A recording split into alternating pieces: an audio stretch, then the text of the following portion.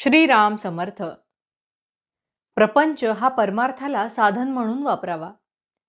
आपले खरे समाधान भगवंताजवळ आहे आणि ते मिळवण्यासाठी भगवंताचे प्रेम आम्हाला लागणे जरूर आहे. हे प्रेम आपल्याला कसे मिळेल याचा आपण विचार करू.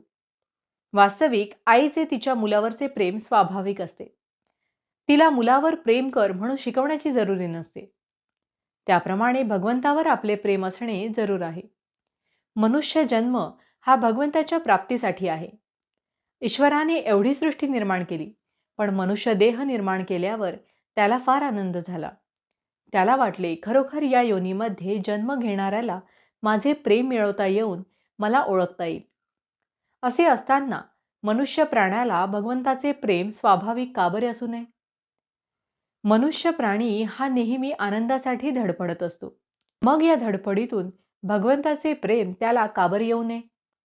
मला वाटते, ज्या ध्येयासाठी आपण धडपडत असतो ते ध्येय ठरवताना आम्ही चुकत असलो पाहिजे. खास आमचे ध्येय असे असले पाहिजे की त्यातून आम्हाला शाश्वत आनंद मिळवता आला पाहिजे. तो आनंद जर एवढ्या कष्टाने मेहनतीने सुद्धा आम्हाला मिळत नसेल तर आमचे ध्येय चुकले असे म्हणायला कोणती अडचण आहे तुम्ही सांगा.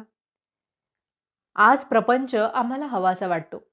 प्रपंचातल्या नाना तऱ्हेच्या गोष्टी आम्हाला सुख देतील असे वाटत असते आणि त्या मिळवण्यासाठी आम्ही अहर्निश झटत असतो.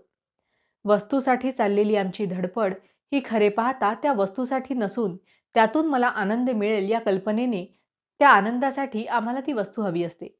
त्या वस्तूत मला समाधान मिळेल ही कल्पना नाहीशी व्हायला पाहिजे. आज प्रपंचात मला समाधान मिळेल असे वाटते. ती माझी कल्पना नाहीशी होणे जरूर आहे. ही प्रपंचाची आस जोपर्यंत आहे तोवर भगवंताचे दास आम्हाला होता येणार नाही आणि शाश्वत समाधान आम्हाला मिळणार नाही. तू जगाची आस सोडून दे, मी तुला शाश्वत आनंद देतो असे भगवंत आम्हा सांगत आहे. ही जगाची आस, हे प्रपंचाचे प्रेम आम्हाला कसे सुटेल? प्रपंच सोडल्याशिवाय भगवंताचे प्रेम आम्हाला येणारच नाही का?